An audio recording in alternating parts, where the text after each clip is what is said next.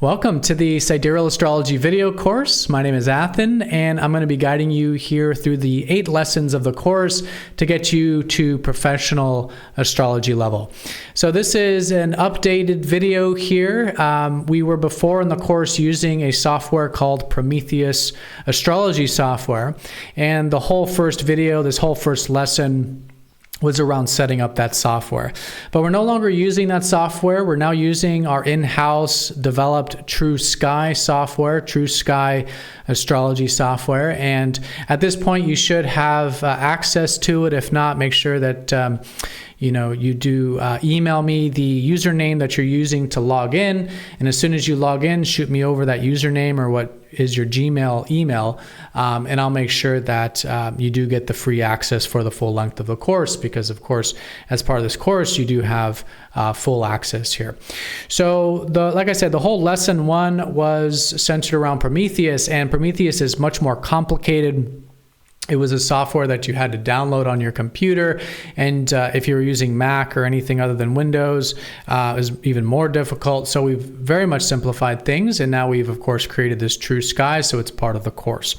Okay, so what you're seeing here is the intro, the first main page here of True Sky. So in this lesson, we're going to walk through here in terms of how to utilize True Sky. But since True Sky is very straightforward, especially for True Sidereal, you're going to see that the settings are just literally 3 clicks and you're going to have everything set up for you. We're still going to have this whole first lesson. So what I'd like to do for you is really build the building blocks of really the signs and what will also be the houses in astrology.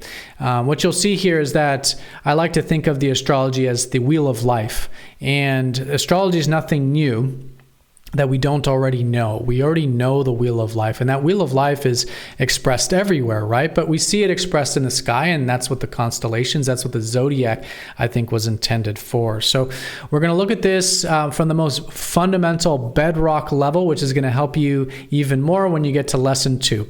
Because like I said, lesson 2 was created before, and it does go through those fundamentals, but we're going to go one step earlier in this video, since we have extra time, to make sure that you do have those even more bedrock foundations for what will be the actual sign. So that's what we're going to cover here today. But let's go ahead and start first with True Sky. Again, you will see in the rest of the video course Prometheus being used, but it's exactly the same. Once you see, as we set up True Sky, it's just going to be easier. But just so you know, the interface will look different in those future videos.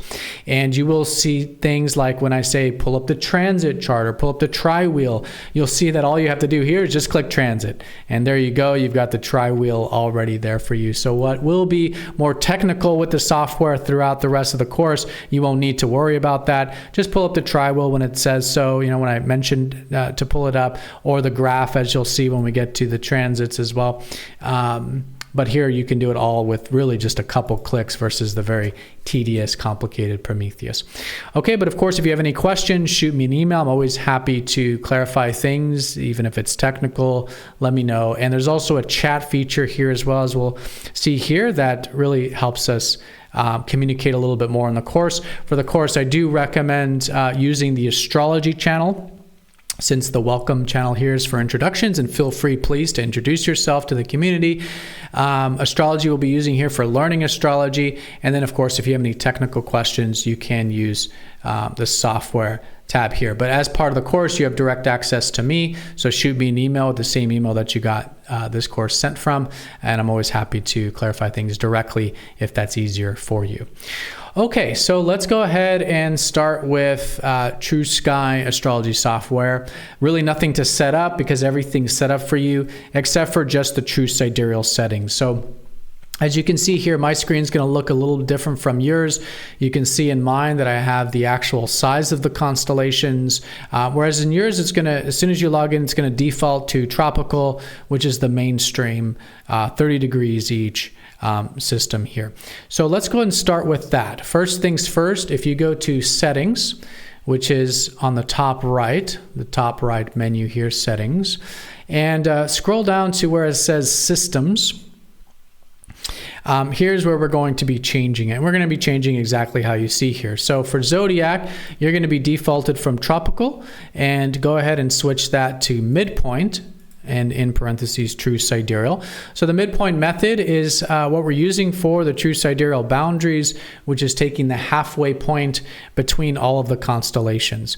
So this is going to be very different from IAU. For those of you who might have already been using a mainstream form of true sidereal, you've most likely been using the IAU boundaries, but those are an astronomical developments from the Astronomical Union, the International Astronomical Union, and their intention was never to use it with astrology. Okay, so we're using the midpoint method, and there's an article on the website. If you go to the website Mastering the Zodiac and go to the Sidereal Astrology page, you will see all of this described if you want more information on that. But anyways, select from Zodiac to midpoint true sidereal.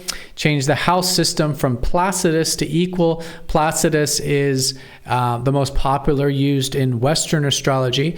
We want to use equal house because equal house is going to not skew the sky, because as you'll see in the course, the houses represent divisions of the sky, and we don't want to give certain parts of the sky more precedence over others. We want to treat them all equal because that's how we see it in the sky. We see the highest part of the sky is here, then we have the beginning and the end. We want to look at them equally so that we're not skewing them. What Placidus does is it essentially creates the house systems around northeast, south, and west.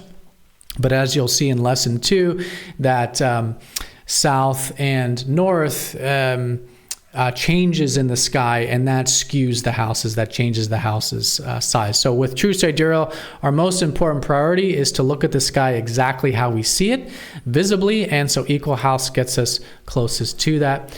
So change house to equal, and then the coordinate system we want to change from geocentric to topocentric. Again, geocentric will be the most popular used in really both east and west, actually. But we want topocentric because that uses the surface of the Earth. It really doesn't change much except for the moon and the lunar nodes. So anything associated with the moon, basically.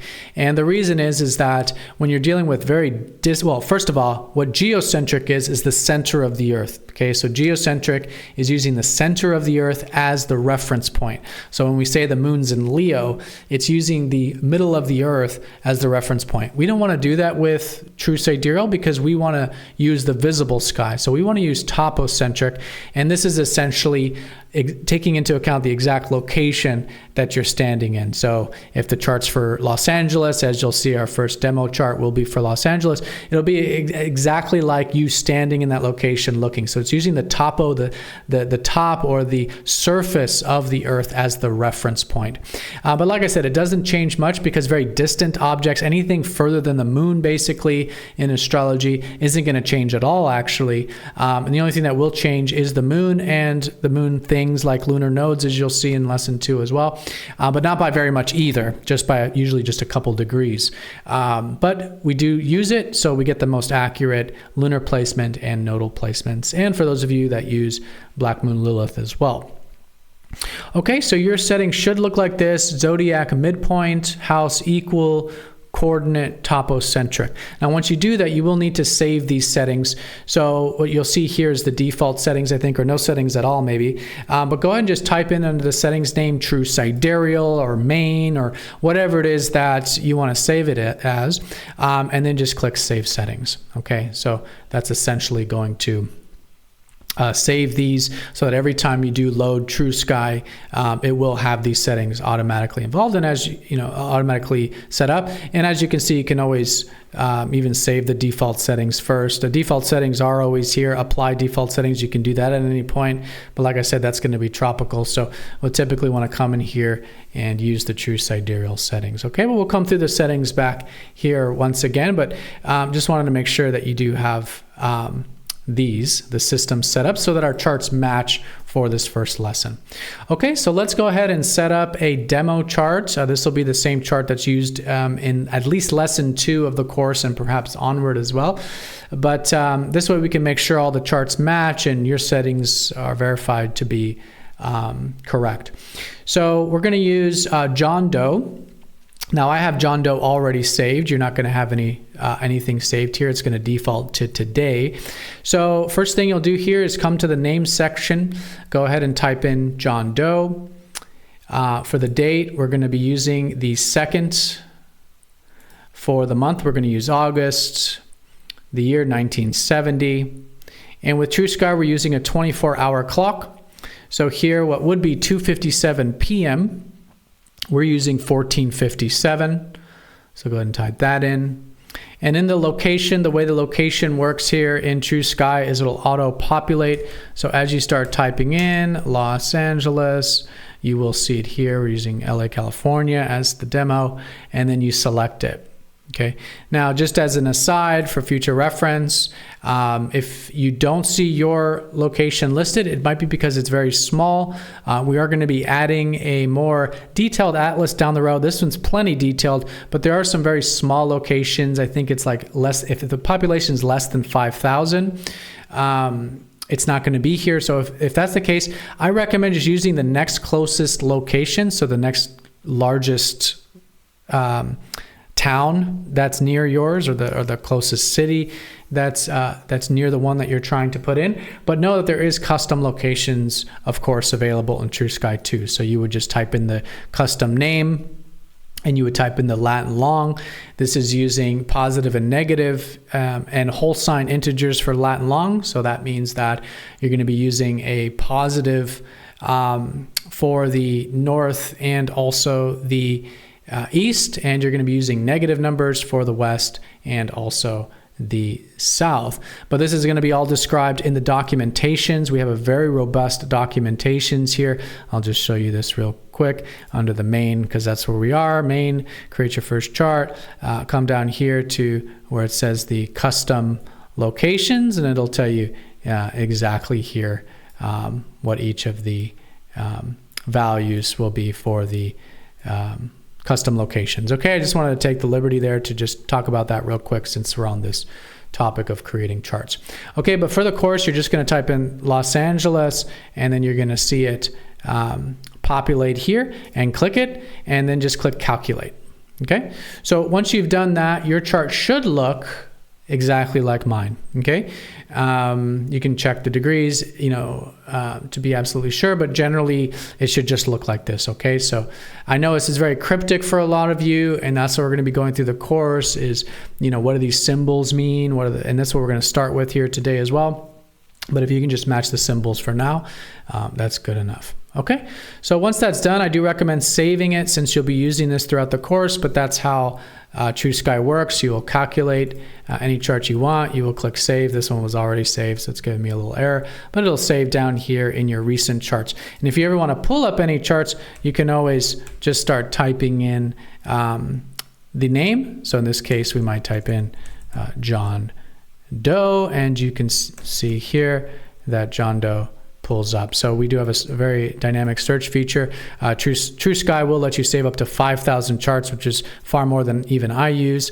And so you have plenty of charts that you can save here, and that's the workflow. You'll type in the details, you'll hit calculate, then you'll click save. And then if these are your 5 most recent, but if you needed more than the 5 most recent, you just come here and search for that. You can see that there's also a view button and view report button. Okay, so view button here will give you the printable version, but also the details if you ever want to just make sure that you did calculate the right chart. I mean, if you just click calculate, you'll know you've calculated the right chart. But if you want to just make sure, you can click view, and that's going to also tell you the exact details here. Okay, so that's the details we put in. It's also telling you the Latin longs, which aren't visible there. It's also telling the UTC, universal time here difference, which here we're -7 for this particular date and time and location.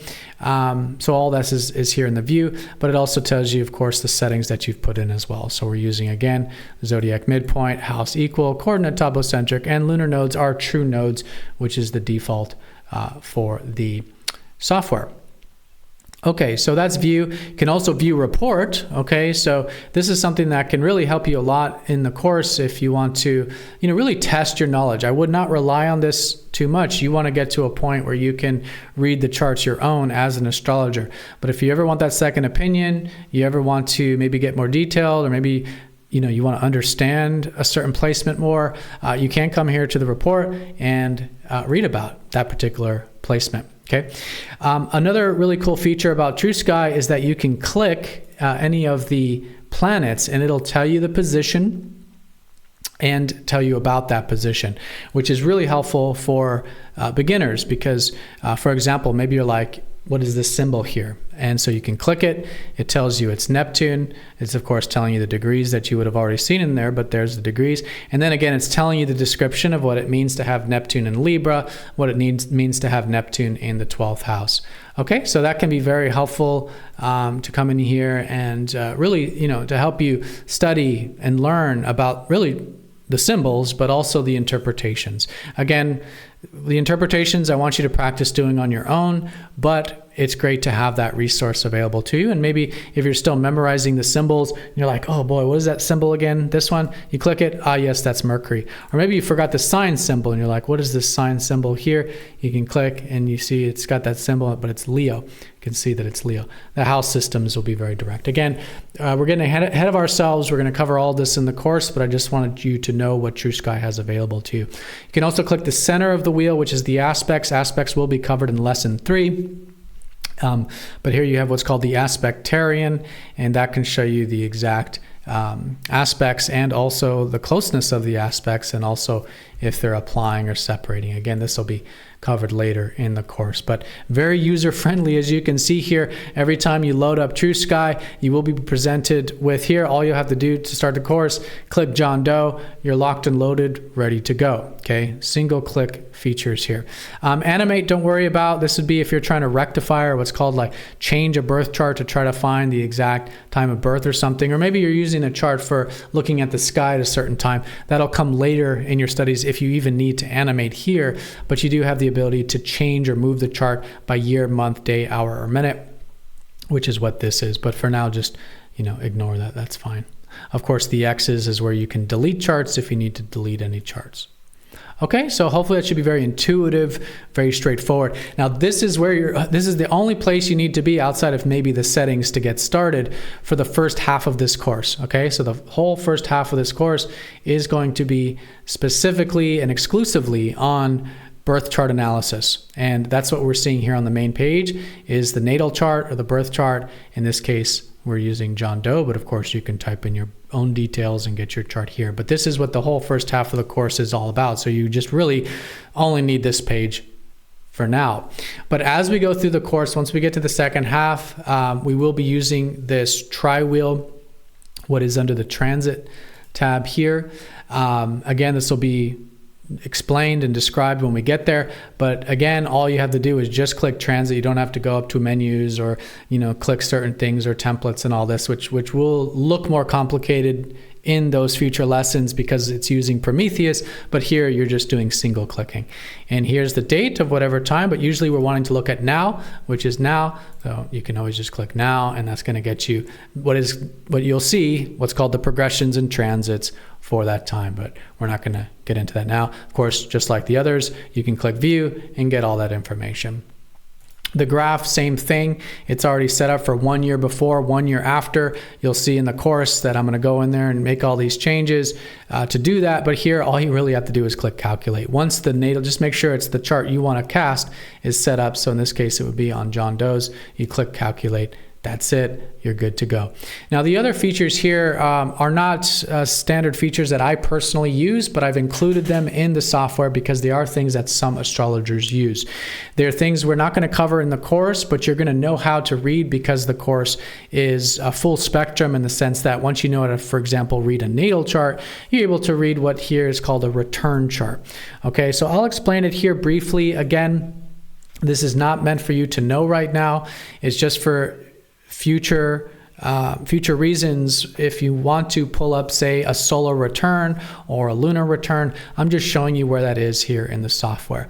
So a solar return is when the sun comes back to the place it was when the person was born, or whatever the initial birth chart was.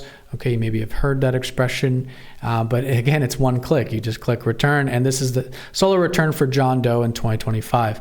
The software also has lunar return, and that happens on a monthly basis. It's when the transiting moon comes back to the natal location, so the same exact part of the sky that the moon was in when the person was born. Okay, in this case, John Doe had the moon in Leo there at 3 degrees and 14 minutes. We got that here, returning to that spot, and it casts the chart for that exact time and location. Okay. In this case, you can change the location. It defaults to the natal location, which is what I recommend. But for those of you who like to relocate, you can do that here. Again, technical, don't need to know it, just showing you that it's available. And you can forward or backward through different returns. Okay, settings. So here, I do recommend just keeping all of the default settings aside from the true sidereal ones that I had you just change here.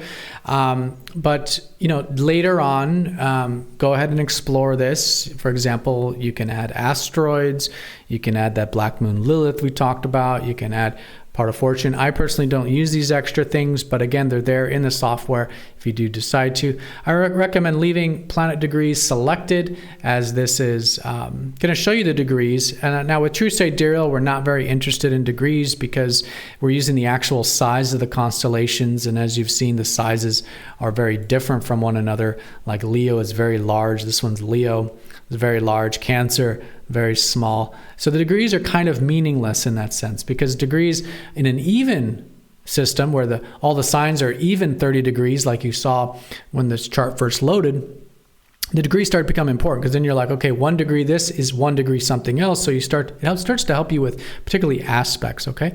So they're a bit meaningless right now, but it's nice to have them on here just so you can maybe differentiate. Like maybe sometimes the symbols might look in different, like they're in different houses, different signs. Like maybe it looks like this Venus symbol is over here in this Leo constellation, but you want to look at the actual tick mark.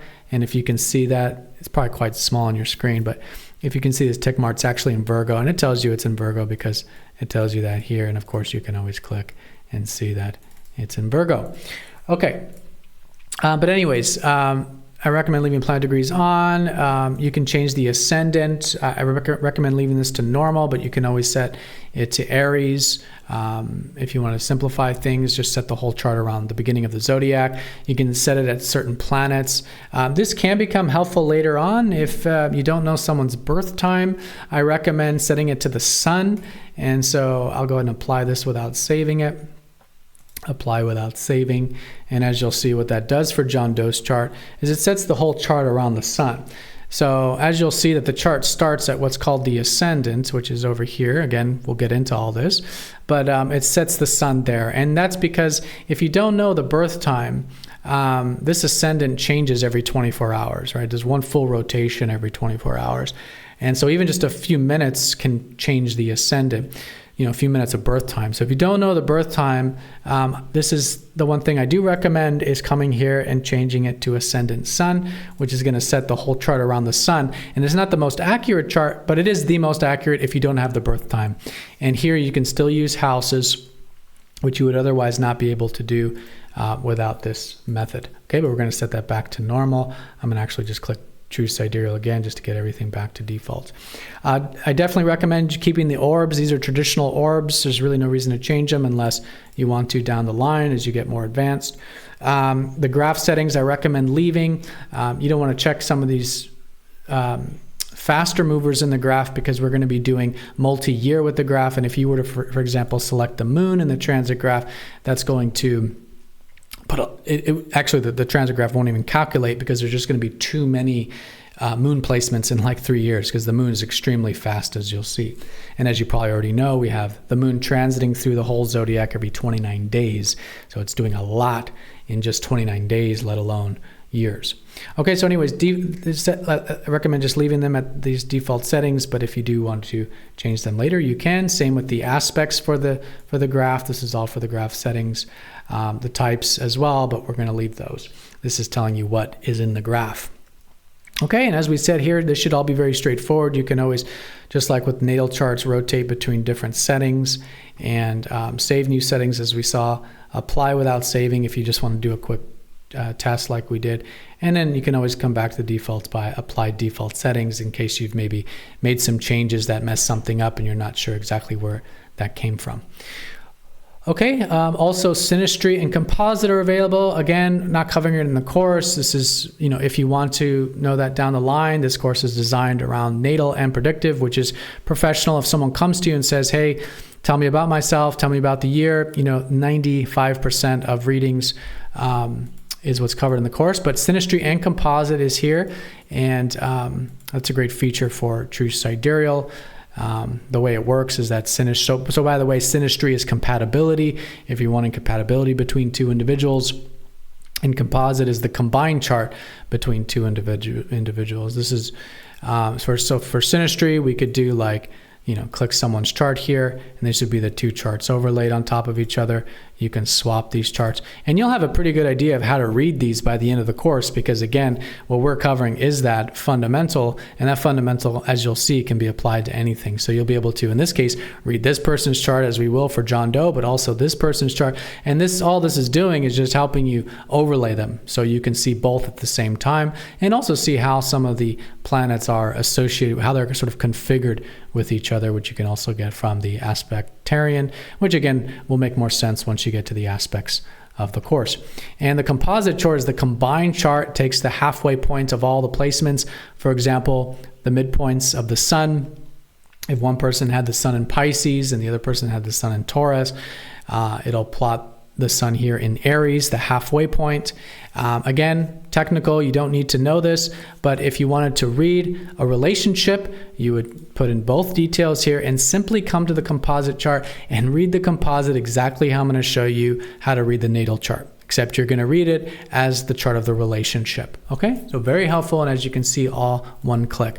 We mentioned the chat. This is all available. The documentation, if you want to get go into all this, I really don't recommend it right now. Definitely do the getting started and installation process.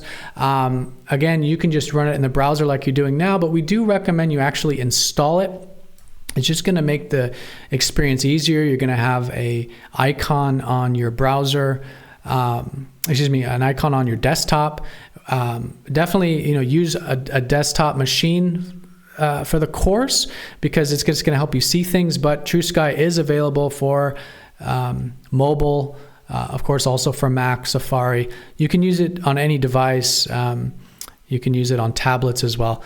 So at least tablet or desktop, only because it makes the visualization easier. You're more engaged with it versus like, the phone. So it's already set up for that. But if you do want to install it on your desktop or on your tablet, you can, and I do recommend that. If you want to take the time to come in here, you can install True Sky for quick access on any device, including desktop.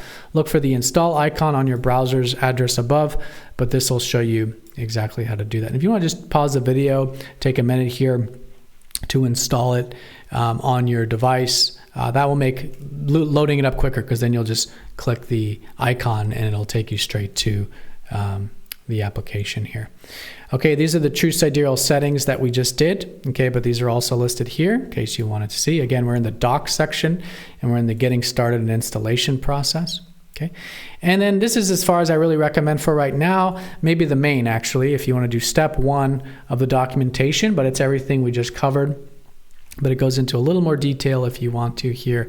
But I don't recommend going any more than this, because like I said, the next step is transits, but we're not even going to be covering that until lesson 5. So maybe when you get to lesson 5, you can do the rest of this documentation.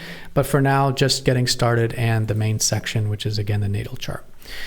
Okay, and your account is just going to show you your sort of account details here, which you can use to import, export charts. You probably won't be doing this at this stage, but again, it's all in the documentation. Under the, in this case, the account section will show you how to do all this.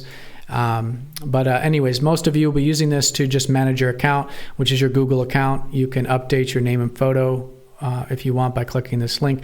You can set your default location if you want by setting that here. You can log out, and of course you can always delete your account. This will of course erase everything, so just know you have that option, but of course I don't recommend doing that unless you're not going to use the software anymore. Should say your subscription status with the date in which it expires, and you should get 6 months. You should have received 6 months here for the course. Okay, so that's True Sky. Should be very straightforward.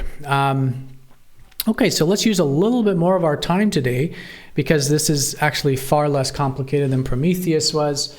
So we have some extra time. Usually I like to get somewhere between 40 minutes to an hour for each of these lessons. So you could go straight to lesson 2 now. Lesson 2 really starts the fundamentals of astrology, but I wanted to again give you a little more value, since we have a little bit more time here, to do something that I feel like can really add to your understanding of really the signs, houses, and planets. As you'll see in lesson 1, we have the signs, the houses, and the planets are the 3 building blocks of the chart. Okay, but what if we want to understand those building blocks even more? Okay, like for example, what is Virgo really? Because you're going to know what Virgo is, because I'm going to supply you in lesson 2 with a lot of the key words. Okay, as you'll see, there'll be PDFs, and you'll be able to go and read exactly what Virgo is, exactly what the sun is, exactly what each of the houses are, 1 through 12. Okay, this will all be outlined. But what I want to do here is really break these down to their essential building blocks.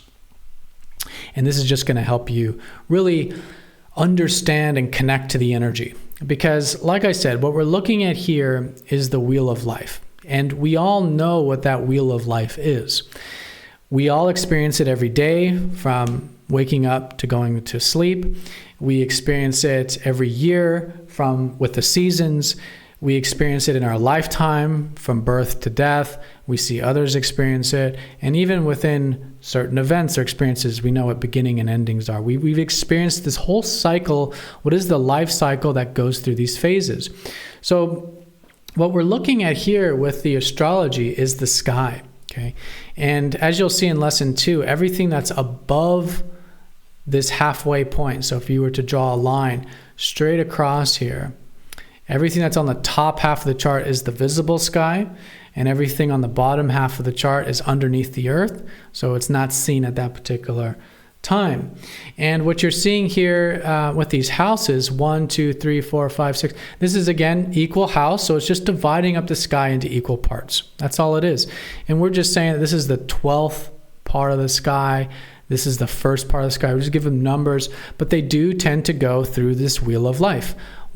Stage 1, let's call it, stage 2, stage 3, stage 4, stage 5, and onward as we go through the different stages of the life cycle. And the astrology has just broken it down into 12 or 13 for the 13th sign of Ophiuchus, as you'll see for True Sidereal a little bit later. But it's just going through the life cycle.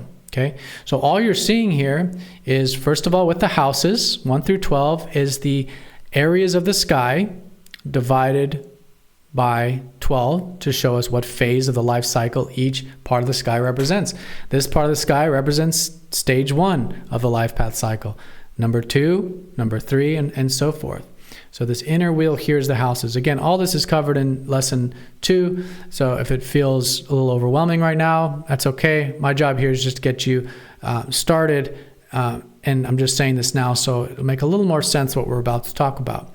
The signs here, which are the outer wheel, is literally the constellations. And it starts over here with Aries. And you can see that they're color-coded. So Aries is this red color, 1 is this red color, and so stage 1 is red, stage 2 is orange, stage 3 is yellow, so forth and so on. So they link up, okay? So in other words, as you'll see later, especially when we get to rulerships, Aries is very much linked with the first house. They're very separate, they're very different, as you'll see, but they do represent similar energies. Okay, so this Aries this will start in different areas. So for some, Aries starts over here.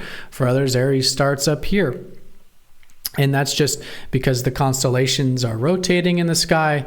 And so these are moving, whereas the houses are fixed because we've divided the skies. So this is always fixed, right? 1 through 12. That's just how we're dividing the sky. But how we're dividing the stars are the constellations, and the stars are moving. And so these will move. Aries, like I said, the start of the zodiac can be anywhere else.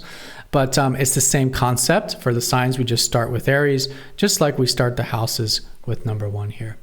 Okay, and of course the planets are the planets, and they represent, as you'll see in lesson 2, the experiences and the parts of the personality.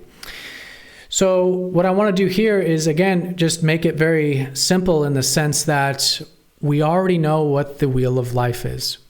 So if I say, what's the first house? Or if I ask you, what is Aries? Which at this point, you know, is the beginning of the life cycle.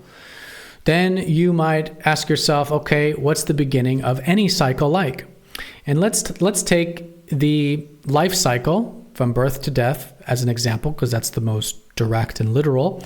And we say, okay, well, what's the first thing that happens in life? A child is born.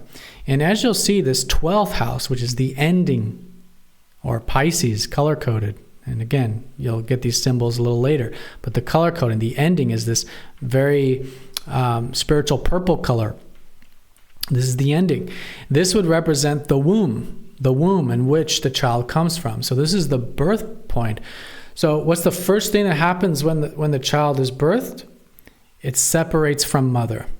And it starts to realize that it's separate from mother. So what does the first house represent? Those things. And I don't want you to overcomplicate it by going in and trying to memorize, all these keywords. I want you to feel this energy, because you as an astrologer are going to be much, much more accurate and just more well-rounded and more versed if you feel this energy, right? And then from that feeling, describe it. So I ask you now, describe the first house. Describe Aries. Don't worry too much about the technicals. We'll get to that later. My question is really, what is the beginning of any cycle like? And here, maybe words like, okay, let's see. So the child is independent. Hey, that's a key word of the first house and Aries. Or the child is maybe self-aware. Perfect. First house and Aries. You see, my point here is that all we're doing in this course is developing a language. And language itself doesn't really tell us anything new. Well, if you already know a language and you go to learn a new language, yeah, you'll definitely broaden your perspective learning that second language. But in many ways, you're not learning anything new. My point is that when you learn a new language, all you're doing is you're putting a word to something that you already know. So a tree, you point to a tree. Maybe you're learning, Spanish, and actually I don't know what tree is in Spanish, but árbol, I think, is something like a bush or a plant. So anyways, the point is you would say árbol, and so you already know what a tree is, and you're just putting a word to that. And that's all astrology is. You're just putting really symbols to meaning. The meaning here is the beginning of the cycle. So what symbol are we putting to that? Symbol 1 for the first house, symbol Aries for the beginning of the zodiac. And you could even say that's a word. So what word is independent in astrology? First house. Aries. These are the words. The words are meant to point to the symbolic representation, and the symbolic representation we already know. We know what the first stage of the life is, the second stage, the third stage, and so on. So we'll get into all these stages. Like I said, there's PDFs that are included in lesson 2. That's going to tell you exactly what the first house is, exactly what Aries is. But I don't want you to get too hung up on those keywords, because what happens is if you just go memorizing Okay, first house is independence, and you're just memorizing, the way they teach us in school now, which is, can be improved greatly. But, it doesn't work so well because it really puts us in boxes. It really limits us, because then maybe you as an astrologer might be like, oh yeah, so first house is independence. And so you have something in the first house, you're very independent. That can be very true. And you'll still be a great astrologer if you do that. But compare that to if you felt it. And then you notice someone has something in the first house. And you're like, okay, that's the beginning of the life cycle. And you're feeling this. And you're like, okay, you're very pioneering. And maybe that's the first time you ever used that word in astrology. But that's what came to you. This is where we want to get to, because then your descriptions are richer. They're coming from a place of deeper understanding. The person receiving it is going to feel that. It's going to make it way more accurate and well-rounded, like I said. So feel the energy first. Feel it. Okay, and that's the cycle, and that's using the life cycle. So how can we understand the life cycle a little more, right? Because if I just said, what's the 8th part of the cycle? That should be meaningless to you right now because we haven't divided it up yet. So there's a very cool system, which I like to call the building blocks of each of the signs in the houses, okay? And I'm going to use the houses here, but again, it works for the signs too. The only reason I'm using the houses is because they're nice and orderly.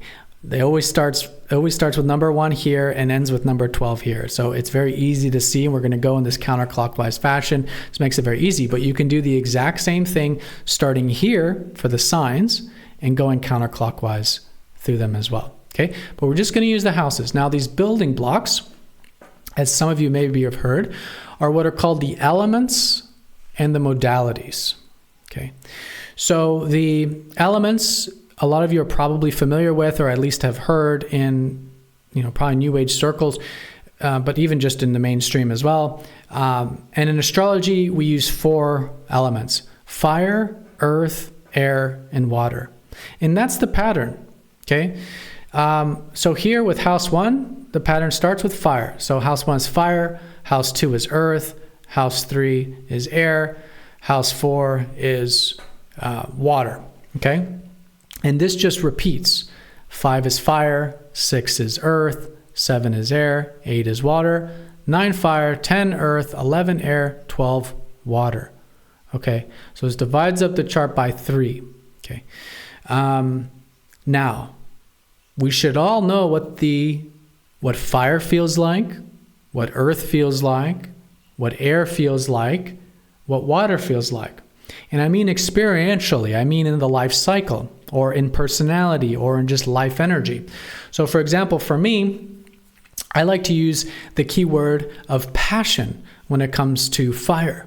And that's just, again, it's a word. I'm not saying you need to use that word. Maybe you have your own word. It's nice to have words as pointers. Again, we're not trying to use the word to encapsulate it.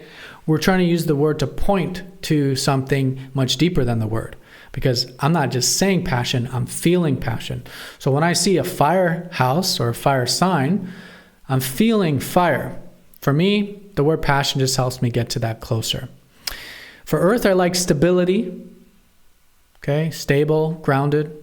For air, I like ideas. Okay, these are quicker moving energies, ideas, headspace. For water, I like emotions, feelings, or spirituality. I like feelings or emotions. And I feel that. So if I was asked, what's the first house? And if I'm only using the element, we'll get to the modality in a second. But if I was only using the element, I would say passionate. Okay. I might say fiery. I might say active. I might say impulsive. I might say just expressive, right? But these are all coming to me now. This wasn't coming from my headspace, at least not as much. It's hard not to, but I'm trying to get it to the essence, and from here, describing it. Now, what's so cool about this is just with the elements alone, you can actually already start doing readings, because all the fire houses and all the fire signs are passionate or are fiery or have that fire element that you can already start to describe. Same for the earth, same for the air, same for the water. Okay? So feeling the energy. You already know what this life cycle is. You already know what the building blocks of life are. All we're doing is just now figuring out the pattern. And the pattern so far has been fire, earth, air, water. Okay, now there's modality, which divides up the chart by 4. So there's only 3 modalities, which means that there's ever only going to be one element and one modality for each house and sign. In other words, there'll never be 2 of the same. So for example, well, let's go through modalities first, but as you'll see, no 2 are the same. You're going to have only 1 fire cardinal, then you're going to have 1 fire fixed, and you're going to have 1 fire mutable. Okay, so these are the terms. Now, these you might want to write down. So cardinal, and this is the order they come in. Cardinal, fixed, and mutable. Now, the terminology, this is a total side note. Many of you don't even need to know this, but just as a side note, because I want to make sure you have everything for the course, there's just a different terminology for that when it comes to houses. You can still use cardinal, fixed, and mutable for houses, that's fine, but there's a different terminology. And the terminology is angular, succeedent, and cadent. Angular, succeedent, like spelled like success, succeedent, and angular. And you can always Google these. And cadent, and cadent. Angular, succeedent, and cadent. And you can always Google these if you want the exact spelling or whatever. But here, with the modality, we're interested in how does that element express itself, the how behind the element. Yes, we know passion, fire, okay, but how does in this case, this cadent fire, how does this first house, how does this Aries, how is that different from the other fire? And it's different because it's cadent. Because as you'll see, the pattern, as it repeats, changes. So same thing, cardinal, fixed, mutable, cardinal, fixed, mutable, cardinal, fixed, mutable, cardinal, fixed, mutable. I hope I didn't just say cadent there for the first house. If I did, that was an error.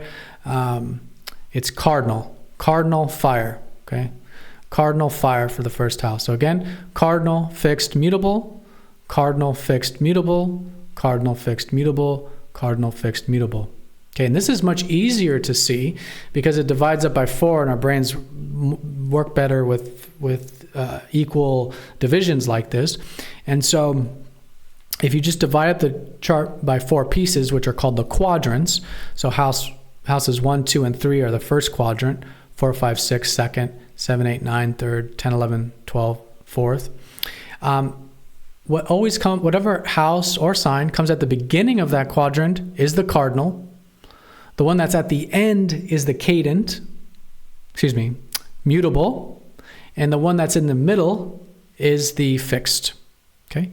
So cardinal, fixed, mutable, but you can look at it quickly and say, what's house 9? Okay, house 9 is at the end of a quadrant, so it must be mutable.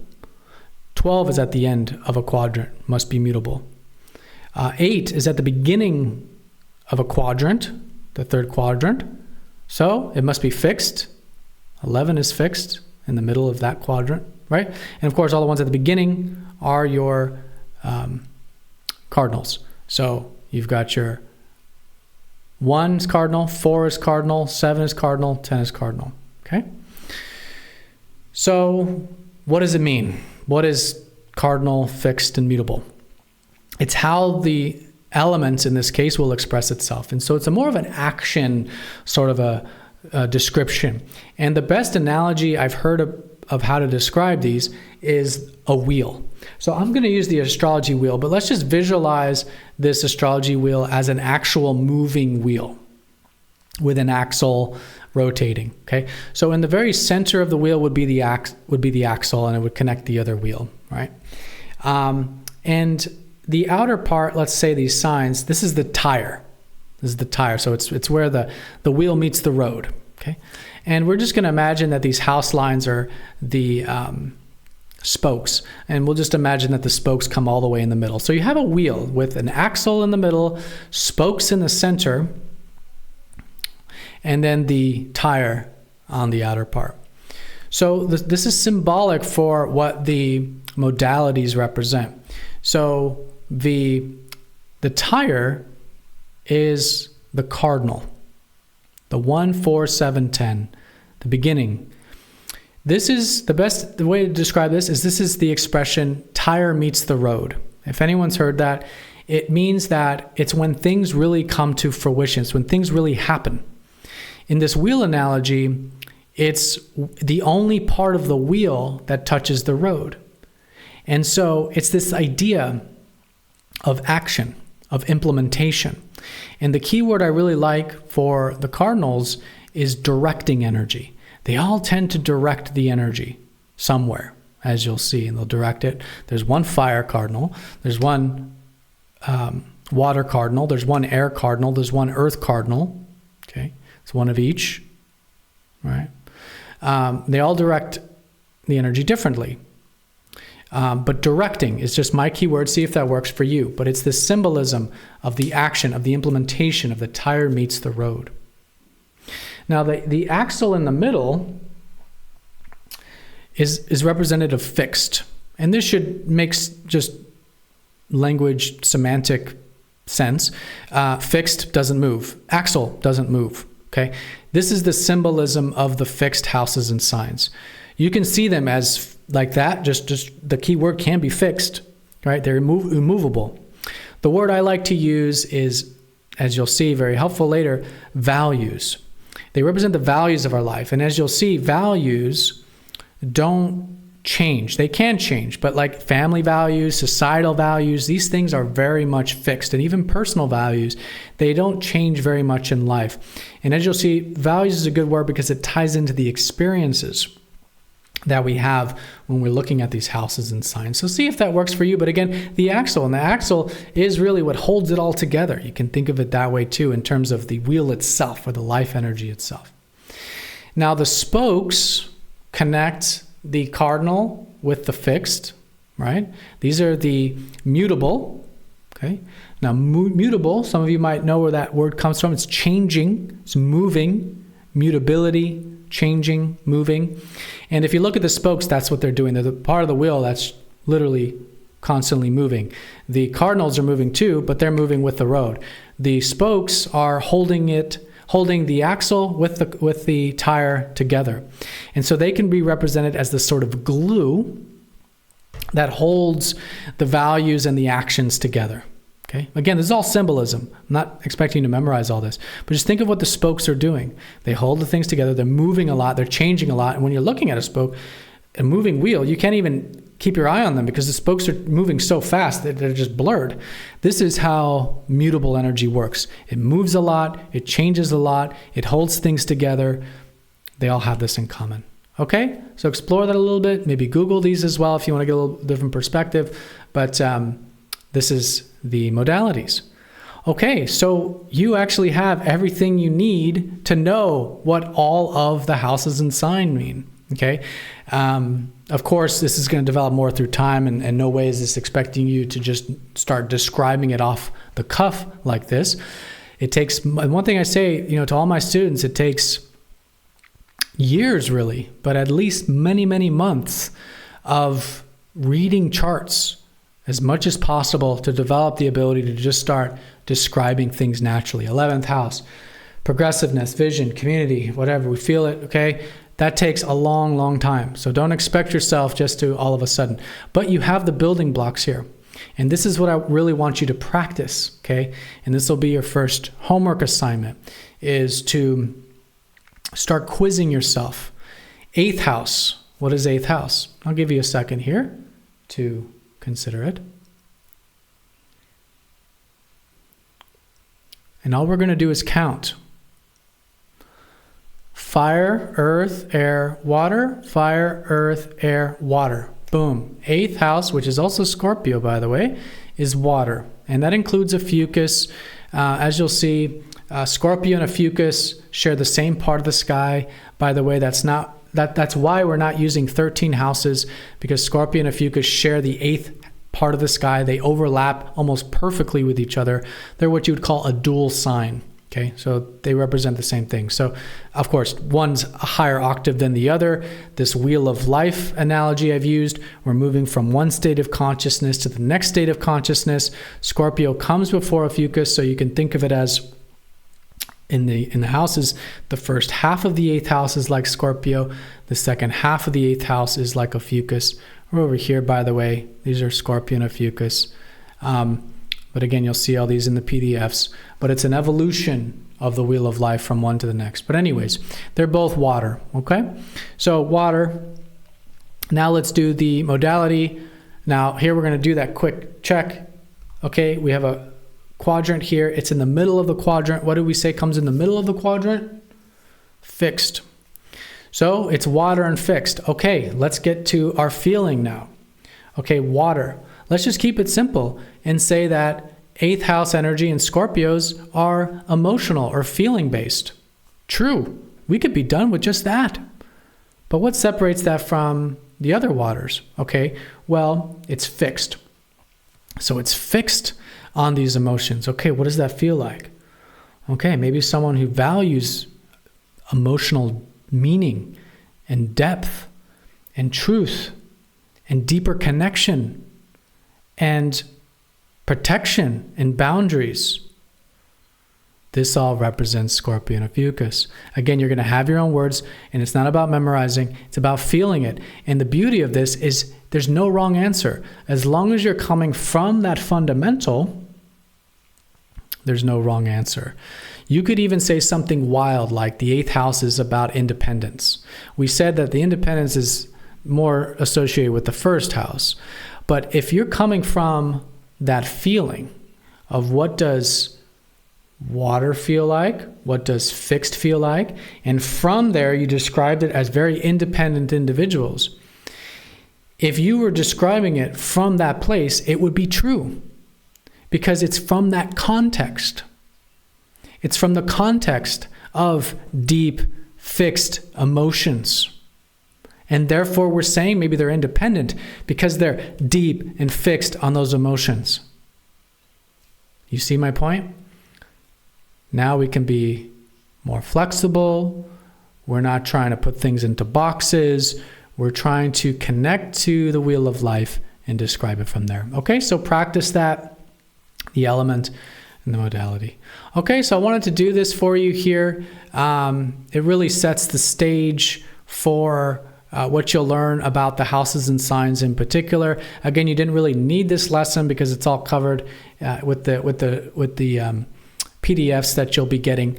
But really start from this. Really practice this. Keep training yourself. See if you can identify the element of modality of each, and do it for the signs too. The signs are going to be a little bit trickier because you have to start from Aries.